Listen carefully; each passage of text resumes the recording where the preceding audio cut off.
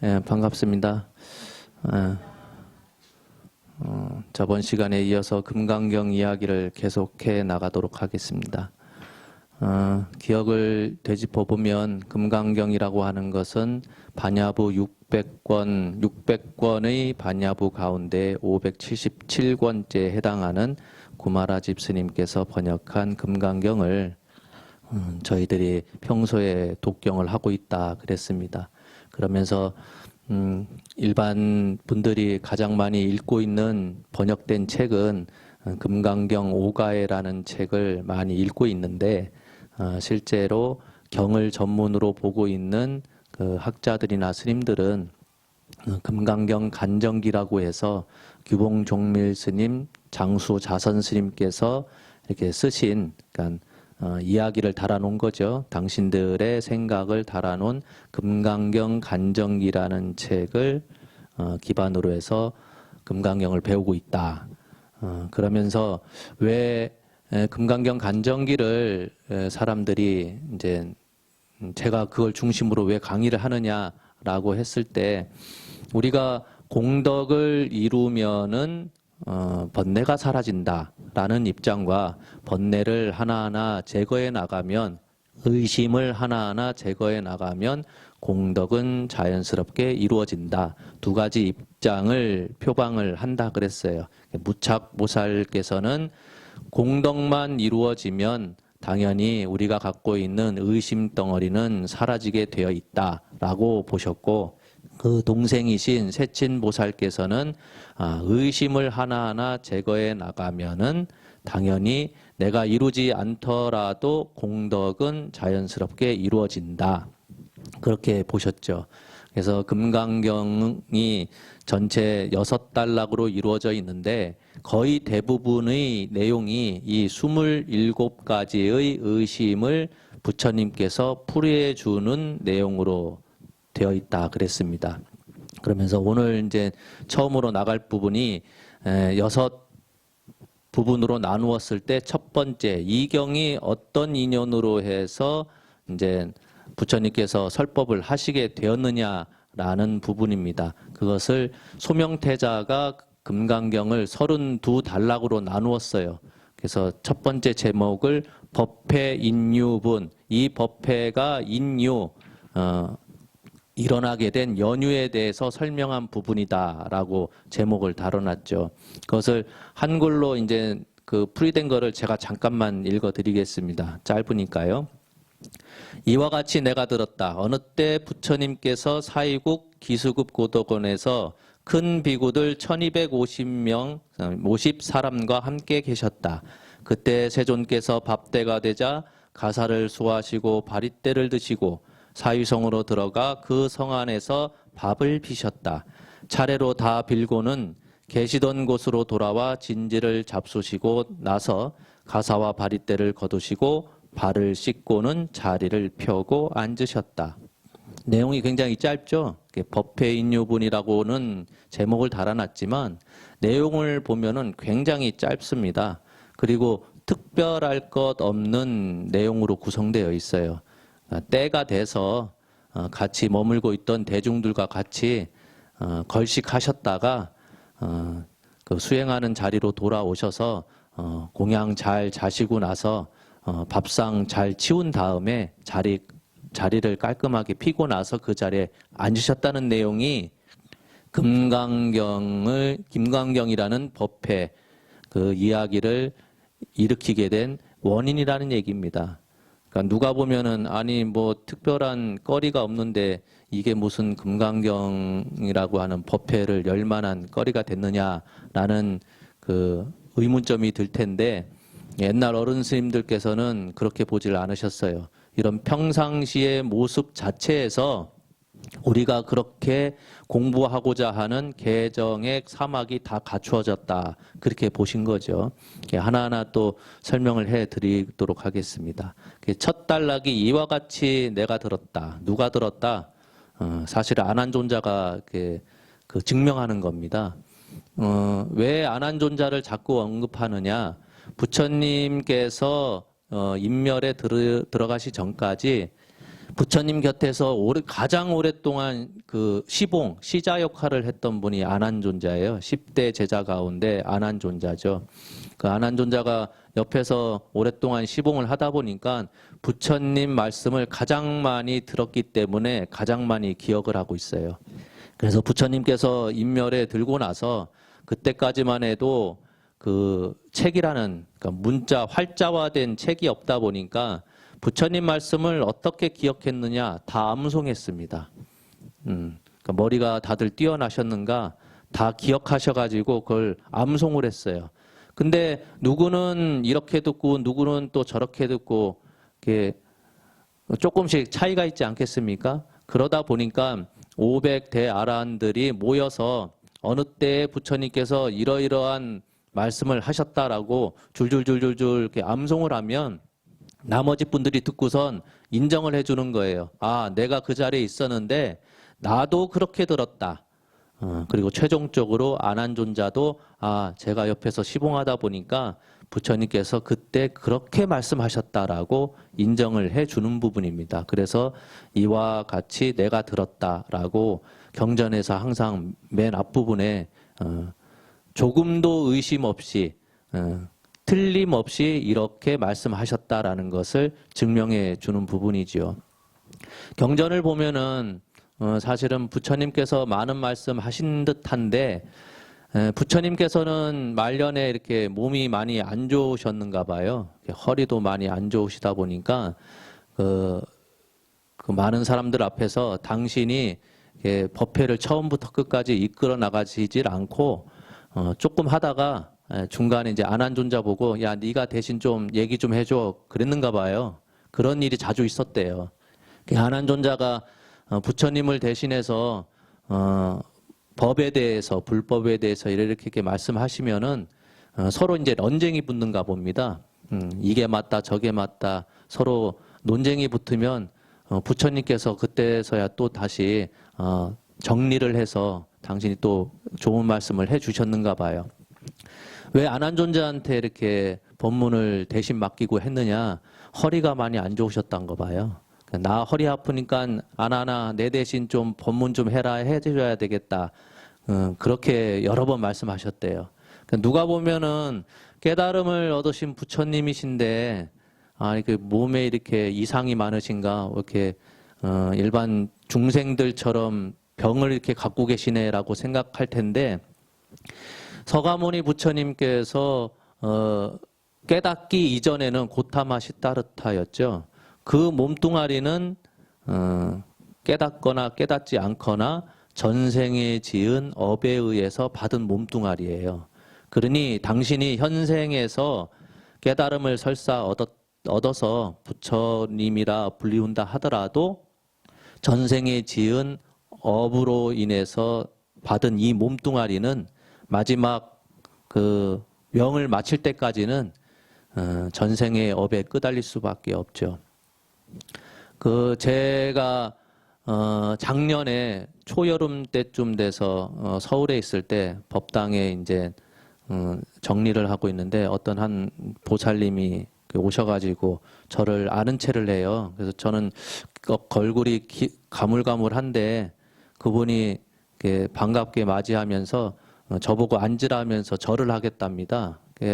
뜬금없이 갑자기 큰절하겠다고 하니까 제가 당황스러워서 연유를 물어봤더니 오래전에 저한테 이렇게 말 실수한 게 있어서 그게 오랫동안 가슴에 남아 있었대요. 그래서 몇 번 기회는 있었지만은 저한테 직접적으로 얼굴 맞대면서 그 사과 드리기가 좀 이렇게 난처했었는데 이제서야 이제 용기 내서 사죄 드린다고 하면서 절을 하시더라고요. 그래서 무슨 내용인가 봤더니 작년이었으니까 벌써 2022년도였죠. 10년 전에 제가 그 재활원, 국립재활원이라고 서울에 교통사고 크게 당하신 분들이 마지막 재활치료를 하는 곳이 재활원입니다. 거기에 일주일에 한 번씩 화요일마다 저녁에 법회를 했었는데 한 번은 그 법회 준비를 하는 동안에 어떤 보살님이 오셔서 저한테 그 질문한 바가 뭐냐면은 자기 아들이 재활원에 이제 들어와서 재활을 받고 있대요. 뭐 그러니까 재활원이니까 당연히 그럴 수 있죠. 그랬는데 본인은 너무 억울하다는 겁니다. 억울한 이유가 뭡니까 했더니 두 번째 들어왔대요. 두 번째 들어왔는데 첫 번째 큰 사고가 나서 재활 치료를 다 마치고 난 다음에 퇴원을 했는데 일주일도 안 돼서 또 사고가 난 거예요. 그러니 본인은 한 번은 그럴 수 있다 손 치는데 연달아서 뭐 몇 년 있다가 교통사고를 난 것도 아니고 재활 치료를 다 마치고 나서 일주일도 안 돼가지고 또 사고가 나니까 본인이 이건 너무 억울하다는 거죠. 본인 입장에서는 내가 무슨 죄가 많아서 내 아들이 이렇게 연달아서 교통사고를 두 번이나 당했을까? 그러면서 그 이유에 대해서 저한테 묻는데 첫 마디가 그겁니다. 스님, 전생의 업 때문에 이런 일이 있었다라는 말씀은 빼고 그런 얘기는 제가 몇몇 스님들한테 물어봤는데 매번 하시는 말씀이 업이 중에서 그런 말씀 하셨는데 그거 너무 얘기 많이 들었으니까 그거 말고 다른 해답을 좀 주세요. 얼마나 답답했으면 그렇게 했겠습니까? 저도 그 자리에서 좀 당황스럽고 해서 사실 뭐라 답을 했는지도 기억도 없어요. 그러니 그분 입장에서는 그럴 수 있죠. 여러 스님들한테 질문을 해보니 맨날 업 얘기만 하니까 자기는 전생에 내가 어떻게 살아왔는지 여러분들 다 기억 못 하잖아요. 기억 없는 일을 너희 잘못이다라고 얘기하니 인정할 수가 없죠. 근데 여러분은 생각을 해보세요. 보통 업이라는 얘기를 많이 설명을 하면서 내가 하는 생각, 내가 하는 말, 내가 하는 행동이 다 기록이 된다. 아주 쉽게 그렇게 얘기를 하는데 그럴까요? 여기서 제가 이렇게 책 한 장을 이렇게 펼치고 있는데 제가 요거 한 장을 왼쪽에서 오른쪽 넘겼다고 해서 이게 업이 될까요? 아니면 업이 안 될까요? 다 알고 계세요. 이게 책 하나 펼쳐가지고 이거 왔다 갔다 한 게 이게 업이 될 정도면은 여러분들 무서워서 어떻게 삽니까? 근데 생각을 해보세요. 이거 한 번 펼쳐가지고 이렇게 넘기는 것이 누구라도 보면 업이 안 된다는 걸 잘 압니다. 근데 이걸 시도 때도 없이 한다고 생각해 보세요. 사람이랑 대화하면서도 나도 모르게 이렇게 하고 손짓을 밥 먹을 때도 나도 모르게 책 펼치는 이런 버릇 때문에 넘기는 작업을 하고 우리가 업이라고 얘기할 때는 이런 단순하게 하나 이렇게 뭐 손짓 때문에 업이 되는 것이 아니라 이것이 오랫동안 반복을 통해서 익혀졌을 때 익힌다는 게 좋은 걸 익히는 것이 아니라 나쁜 버릇, 나쁜 습관이 내 몸에 배어가지고 내가 하는지도 모르는 상태가 됐을 때 그때 그걸 업이라고 얘기를 해요. 단순하게 책 한 장 넘겼다고 해서 업이 되는 게 아니고 볼펜 하나 바닥에 떨어뜨렸다고 해서 업이 되는 게 아니거든요. 그건 누구나 다 알고 있습니다.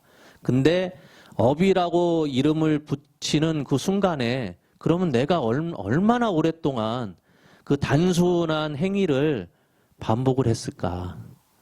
응? 얼마나 많이 했기에 나도 모르게 내가 의식하지 않았는데도 불구하고 그런 습관, 버릇이 나올까? 그래서 훈습이라는 말을 쓰는 겁니다. 업이라고 하는 것은 단순한 행동 때문에 심어지는 것이 아니라 훈현, 훈습. 연기가 하도 많이 몸에 쐬이니까 몸에서 기름 냄새 나고 비린내 나고 음식 냄새 나고 장작 태우면 장작 연기 냄새 나고 하듯이 그러니 그 보살님은 내가 이런 안 좋은 일이 일어나는 것이 본인 스스로도 느끼는 바가 있겠죠. 업 때문에 일어난다라는 것을 본인이 지었기 때문에 이런 결과가 있다라는 것을 본인 스스로도 알고는 있는데 인정하고 싶진 않은 거예요. 왜? 내가 기억이 없으니까. 내가 전생에 이러이러한 행위를 했구나라는 게 기억에 있으면 조금이라도 내 마음속에서 죄책감, 부끄러움이 있을 텐데 내가 전혀 기억 못하는 일 때문에 지금 이 현재에 내가 고통받고 있다 하면 누구라도 억울하다고 얘기하죠. 근데 곰곰이 또 생각을 해보면 본인은 아들이 그렇게 안 좋은 일이 있어서 내가 왜 팔자에도 없는 이런 힘든 일이 나한테 왜 벌어졌을까라고 얘기하지만 그 아들 입장을 한번 생각을 해보세요. 아들은 그러면 전생에 어떤 업을 지었길래 그렇게 교통사고를 연달아서 2번이나 그 몇 개월도 아니고 재활훈련 다 마쳤는데 일주일 만에 또 생겼을까? 그러니 이게 한 사람의 잘못이란 표현보다는 한 사람의 전생에 지었던 업과 또 아들이 또 한 사람의 전생에 지었던 업이 어느 순간 인과연이 딱 들어맞아서 부모와 자식이라는 그런 관계 속에서 일이 벌어진 거겠죠.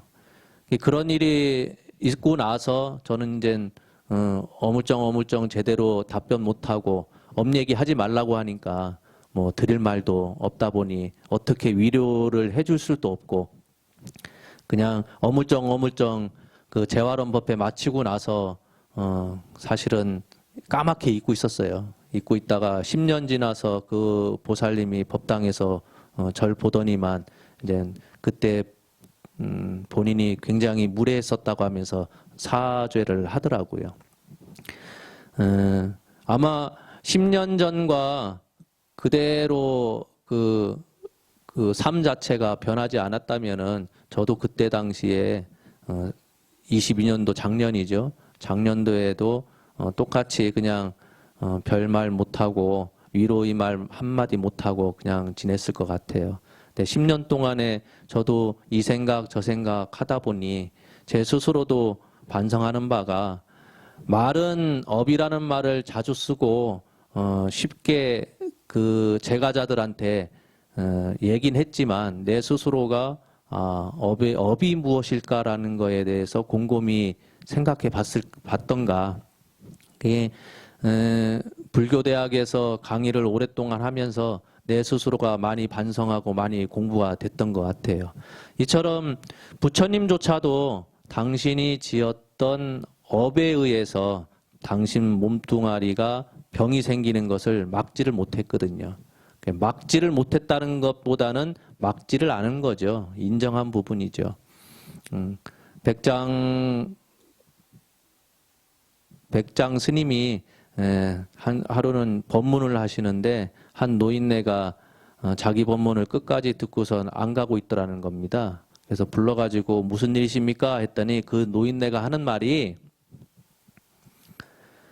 본인이 몇백 년 전에 이 도량에서 수행자로서 오랫동안 공부를 했었는데 한 젊은 스님이 질문을 했는데 질문에 대한 답변을 제대로 못하는 바람에 지금 여우 몸을 받아서 이렇게 삶을 벗어나질 못하고 지내고 있다고. 그러니까 백장 스님이 물어요. 어떤 질문에 어떤 답변을 잘못했길래 이런 일을 당했습니까? 했더니 그 젊은 스님이 깨달은 사람은 인과에 떨어집니까? 떨어지지 않습니까? 라고 물었는데 본인이 인과에 떨어지지 않는다라고 답변을 했답니다. 근데 그게 본인은 맞는 답이라고 생각을 했는데 그 답이 잘못돼가지고 여우 몸을 받아서 이렇게 벗어나지 못하고 있다고. 그러니까 백장 스님이 그러면 나한테 똑같이 질문해 보세요. 아니 노인네가 묻습니다. 깨달은 사람은 인과에 떨어집니까? 떨어지지 않습니까? 백장 스님 답변이 뭐였냐? 깨달은 사람은 인과에 얽매이지 않습니다. 인과에 떨어진다 안 떨어진다가 아니라 인과에 얽매이지 않는다. 인과가 없다는 얘기가 아니에요. 인과는 분명히 있지만 그 인과에 대해서 신경 쓰지 않는다는 겁니다. 신경 쓰지 않는다는 얘기는 그대로 받아들인다는 거예요. 내가 했던 일에 대한 결과이기 때문에 내 스스로 이런 씨앗을 내가 심어서 지금 이런 결과가 왔구나라는 것을 본인 스스로 인정한다는 거예요. 인정하면 다 괜찮습니다. 우리가 왜 괴롭냐? 인정하지 않기 때문에 그래요. 왜 몸이 아픈데도 약을 먹지 않느냐? 내가 병났다는 것을 인정하지 않기 때문에 그렇죠. 그러니 부처님께서 항상 약을 주려고 해도 중생들이 약을 받아 먹지 않기 때문에 병을 낫질 못하는 겁니다. 왜? 약을 주니까 저는 그런 거 아프지도 않는데요. 인정하지 않기 때문에 그래요. 내 몸에 병이 있다는 것을. 그러니 우리가 공부를 왜 하느냐? 공부하는 목적은 딱 한 가지밖에 없습니다. 마음 편해지자는 건데 왜 어떻게 해야 마음 편해지느냐? 인정하면 됩니다. 지금의 나의 모습, 지금의 나의 삶, 그것을 인정하면 다 편안해지는데 인정하지 않기 때문에 힘든 거죠. 왜 그렇습니까? 인정하는 순간 미치고 들어가는 것 같거든. 우리 사회가 항상 경쟁을 부추기다 보니까 형제 간에도 이겨야 되고 이웃 간에도 이겨야 되고 내가 못하면 내 자식이라도 1등해서 1등은 설사 못하더라도 옆집 애들보다는 조금이라도 나아야 되니까. 그러니 내가 갖고 있는 자그마한 실수 그런 거를 인정하는 순간 미치고 들어가는 것 같거든요. 그래서 우리가 공부하는 첫 번째 최고의 목적은 마음 편해지자는 건데 마음 편해지지 못하는 이유는 내가 병이 있다는 것을 인정하지 못하기 때문에 그렇죠. 오늘 법회인율은 잠깐 들어가면서 부처님께서도 업에 대해서 당신이 지은 전생의 업에 대해서 받아들이고 인과에 대해서 당신이 인정하신 부분 이 부분까지 설명을 해드렸습니다. 다음 시간에는 더 이어서 금강경 강의를 해 나가도록 하겠습니다. 오늘 이 자리에 오신 분들 감사합니다. 다음 주에 또 뵙도록 하겠습니다. 고맙습니다.